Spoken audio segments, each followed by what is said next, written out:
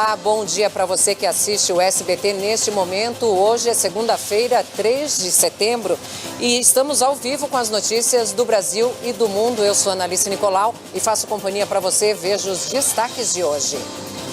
Grande incêndio destrói Museu Nacional na Quinta da Boa Vista, no Rio de Janeiro. Prédio abrigava 200 anos de história. Tinha 20 milhões de itens no acervo. Foi residência oficial da família real e a primeira instituição científica do país. Ainda no Rio, perícia comprova que soldado foi brutalmente espancado em quartel do Exército. No Paraná, policial militar mata 2 colegas ao chegar no trabalho e depois tira a própria vida. Cantor de funk, MC Ticão, candidato a deputado federal, é investigado por possível envolvimento com facção criminosa. Em show, homens ostentam fuzis. Palestinos da faixa de Gaza fazem novo protesto no mar contra bloqueio israelense que restringe área de pesca. Corpo de Bombeiros suspende buscas do web designer Luiz Otávio Guinle. Ele saiu para correr na pista do Morro da Urca, no Rio, e não voltou mais. Em São Paulo, sargento da Polícia Militar morre atropelado durante perseguição a um suspeito na Zona Leste. Ainda na capital paulista, lanchonete é assaltada dentro... Boa noite, Daniel. Qual é a situação por aí agora? Pois é, muito boa noite, Analice, todos ligados aqui no SBT. A situação ainda é de combate às chamas. O Milton vai mostrar para nós que os bombeiros estão trabalhando nesse momento aqui na parte da frente, na fachada principal do Palácio Imperial de São Cristóvão, onde funcionava há 200 anos o Museu Nacional, que tinha mais de 20 milhões de peças em seu acervo. Então a gente vê ali a escada Magiros do Corpo de Bombeiros. Os bombeiros combatem nesse momento as chamas na parte da frente e há também equipes do Corpo de Bombeiros nas duas laterais e também na parte traseira. Os bombeiros cercaram por todos os lados o museu e a gente tem agora apenas a visão dessa parte da frente aqui do museu, do prédio do museu. A informação que a gente tem é de que o fogo ainda está longe de acabar. Os bombeiros ainda têm muita dificuldade para combater as chamas. Agora há pouco, inclusive, os bombeiros usaram toda a água do lago da Quinta da Boa Vista para abastecer aí as bombas de combate a incêndio. Ainda não se sabe o que causou esse fogo, que começou por volta das 7h30 da noite. Havia apenas 4 vigilantes no momento em que esse incêndio começou. Os 4 conseguiram sair sem nada sofrer, mas a gente permanece aqui acompanhando tudo de perto. Ainda não há um levantamento do que foi perdido, mas só no visual, Analice, a gente consegue ver que o dano realmente foi muito grande, porque a edificação foi completamente destruída e há já vários itens desaparecidos aí num levantamento prévio feito pela administração do museu. Essa fumaça chegou a atingir o zoológico? Como é que está essa situação? Olha, nós conversamos agora há pouco com bombeiros que participam dessa operação e a fumaça se dissipou no ar, boa parte dela, porque está ventando muito hoje aqui no Rio de Janeiro. O tempo está bom, tem muito vento, muita incidência de vento, então em função disso não está aquele clima abafado, então não houve aquela nuvem de fumaça densa em direção ao zoológico aqui na Quinta da Boa Vista. Então, de acordo com o comando dessa operação, os animais do zoológico daqui da Quinta não correm nenhum risco, pelo menos é o que nós apuramos de maneira não oficial, mas é o que nós apuramos com os bombeiros que combatem as chamas aqui na Quinta da Boa Vista, Analice. Daniel, e a gente vê aí pelas imagens que parece que a estrutura de fora ela continua toda firme. Você sabe dizer se já caiu alguma outra estrutura ou se mantém ainda realmente do jeito que a gente vê aí pelas imagens? Do lado de dentro, Analice, caíram muitas estruturas, sim. A gente, inclusive, teve acesso agora há pouco a umas imagens aéreas feitas por drone que mostram que do lado de dentro houve pequenos desabamentos. As construções antigas, elas tinham pátios internos e esse museu tinha muitos pátios internos, alguns com telhado, outros sem telhado. Mas esses pátios internos sofreram danos. Então, as partes internas, sobretudo essas áreas de pátio, cobertas, cobertas e tal, elas sofreram sim algum tipo de dano, a área de telhado também. Mas as construções antigas tinham fachadas mais robustas, todas elas eram construídas com rochas de região de montanha aqui do Rio de Janeiro, algumas inclusive feitas com rochas retiradas de um morro que já não existe mais aqui no Rio, que é o Morro do Castelo, e a junção dessas pedras era feita com óleo de baleia. Dentro, pra você ter ideia, havia muitas estruturas sustentadas por madeiras, muitas telhas caíram, muitas madeiras foram consumidas. O estado de conservação desse prédio, é bom que se diga a verdade, era precário já há muito tempo. Esse museu, inclusive, chegou a fechar as portas para o público em algumas ocasiões. A gente noticiou isso aqui em diversas reportagens no SBT, porque ele sofria com contingenciamento de recursos, com falta de verbas, chegou a funcionar já por meio de vaquinhas feitas na internet. Então, é a crônica de uma tragédia anunciada, né, minha amiga? Essa que é a verdade. É verdade. A gente sabe também que esse patrimônio ele já pegou fogo há 40 anos, né? Então já era uma estrutura que já merecia mais respeito, né? Daniel, o povo brasileiro sempre tem um pouco de esperança guardado. Você acha que tem alguma parte, pelo menos alguma estrutura, que não chegou a pegar fogo, que não chegou a ser danificada?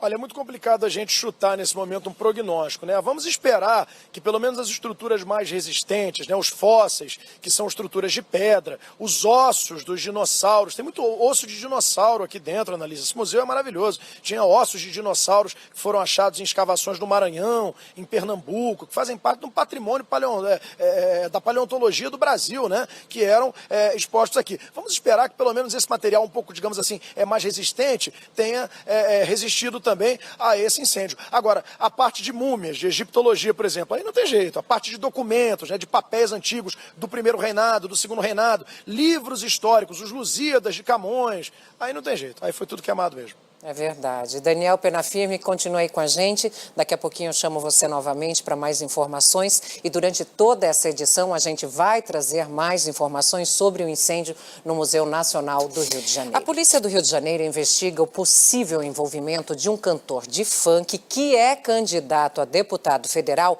com a maior facção criminosa do estado. Homens armados com fuzis foram vistos durante uma apresentação do MC Daniel, Ticão. Como é que está a situação por aí? Olha só, Annalise, foi só a gente falar aqui na nossa entrada ao vivo anterior que pelo menos a parte da fachada parecia íntegra, que a gente encerrou a nossa entrada ao vivo e ouviu um estouro e pelo menos uma parte aqui desse lado esquerdo da fachada que o Miltinho vai mostrar para nós agora, caiu, ruiu ali. A gente não sabe ao certo se foi uma varanda ali da parte de cima do primeiro andar ou se foi uma parte da porta, né, que o Milton está tentando mostrar no vídeo agora, porque a gente tem que guardar uma certa distância a pedido dos guardas municipais, dos bombeiros e da polícia militar. Mas, de fato, um pedaço da fachada do museu, não foi um pedaço grande, mas um pedaço da fachada do palácio desabou nesse momento aqui. A gente ouviu o estouro, viu a fumaça, inclusive os bombeiros que estavam trabalhando exatamente nesse ponto que o Milton mostra para nós, eles se afastaram também. Eles se afastaram também porque houve esse pequeno desabamento. Agora sim, o Milton está mostrando, olha, um pequeno grupo de técnicos ali da Defesa Civil, de bombeiros, está se aproximando do local onde houve esse pequeno desabamento para avaliar o risco de um desabamento ainda maior. Porque, ao que parece, é uma situação arriscada até para os próprios bombeiros, visto que a fachada começou a cair, né, Annalise? Então, aquilo que a gente não imaginava que ia acontecer, pelo visto, começa a acontecer aqui, que é a fachada do prédio, que é, por tradição das construções antigas, a parte mais resistente, vai ruindo aos poucos. Foi só a gente sair do ar aqui que houve um estouro e a gente observou aqui parte da fachada caindo, o que torna essa situação ainda mais dramática, ainda mais triste, né, Annalise? É verdade. E a gente sabe que conforme o fogo, né, vai apagando, toda a estrutura vai esfriando e é capaz de desabar mesmo, mas a gente daqui a pouquinho volta com mais informações ao vivo, direto do Rio de Janeiro. E você vai ver a seguir, laudo comprova que soldado foi brutalmente espancado em quartel do Exército no Rio. Ainda na capital fluminense, novas informações sobre incêndio no Museu Nacional. No Paraná, policial militar mata 2 colegas e depois tira a própria vida. É daqui a pouco no SBT Notícias. E vamos falar de futebol. Lateral direito Éder Militão, ex-jogador do São Paulo e atualmente no Porto, foi convocado para os próximos 2 amistosos da seleção brasileira. Ele vai substituir Fagner, do Corinthians, cortado por conta de uma lesão.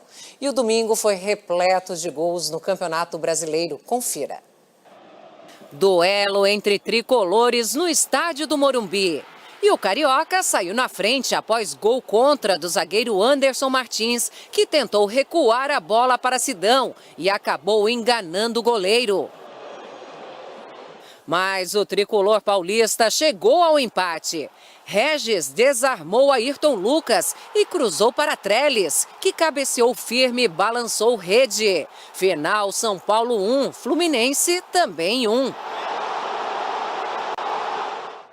O Ceará derrotou o Flamengo em pleno Maracanã.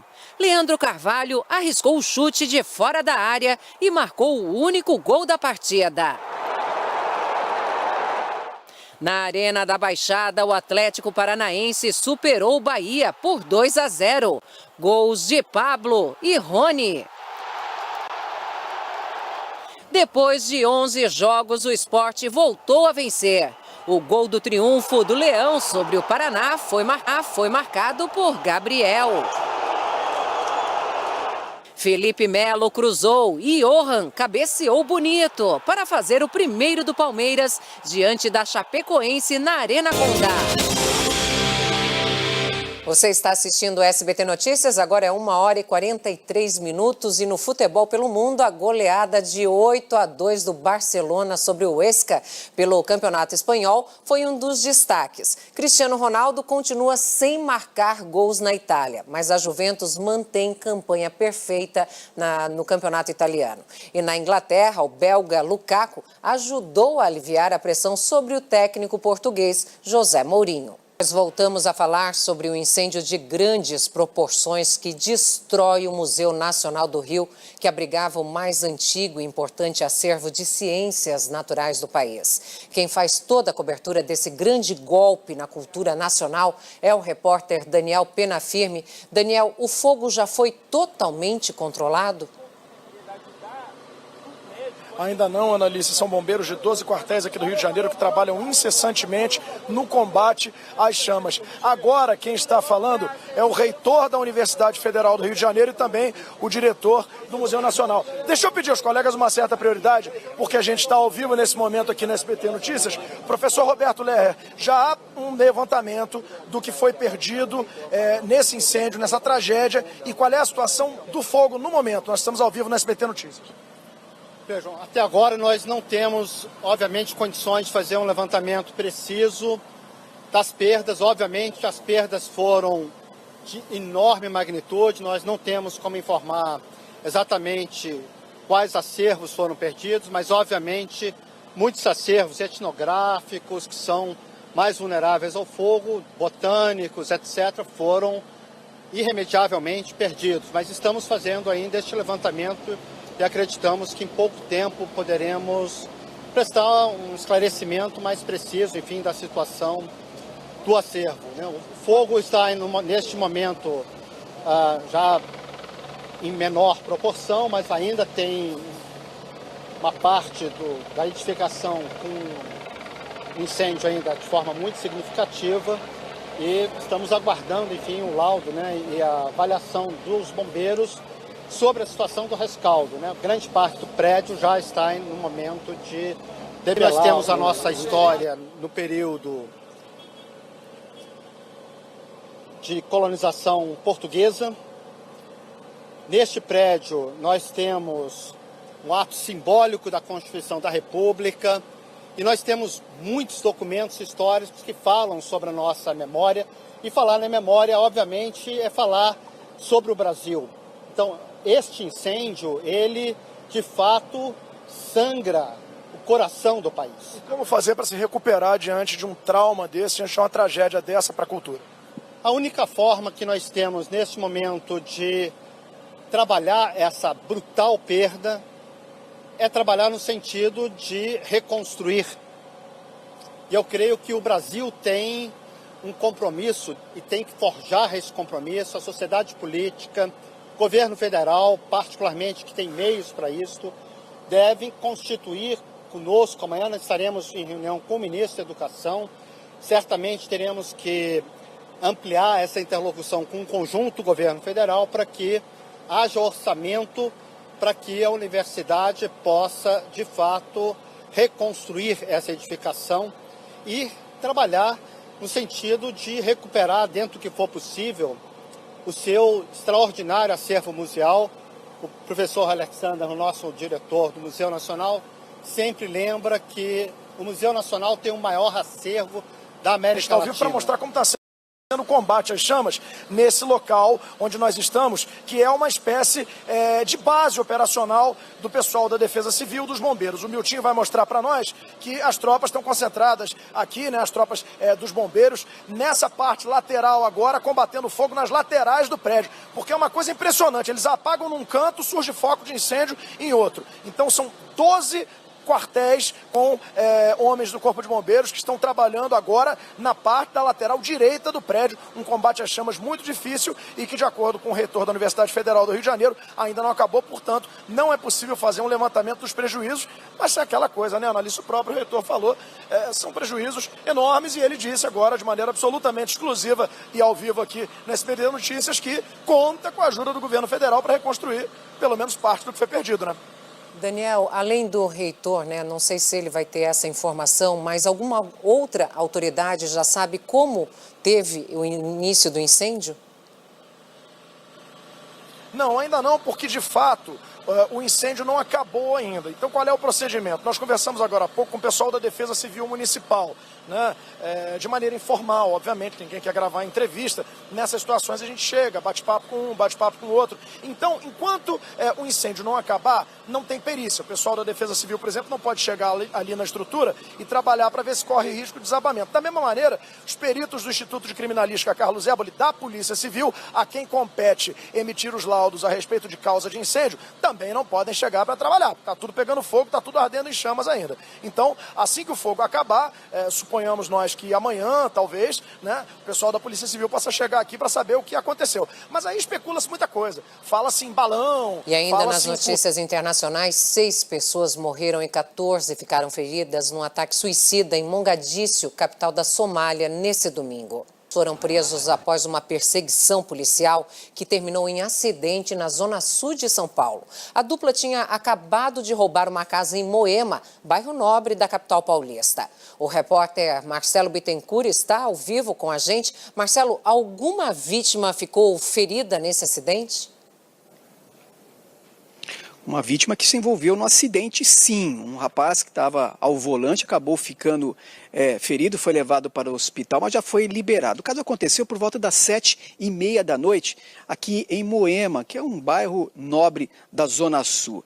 Os 2 bandidos, eles invadiram uma residência de um comerciante oriental e roubaram objetos pessoais, eletrônicos, e usaram na fuga o carro da própria vítima para deixar o local. A Polícia Militar foi acionada, acabou interceptando esses criminosos que não obedeceram a ordem de parada, houve uma perseguição e na fuga eles acabaram batendo em 3 carros, numa importante avenida aqui da Zona Sul da capital paulista.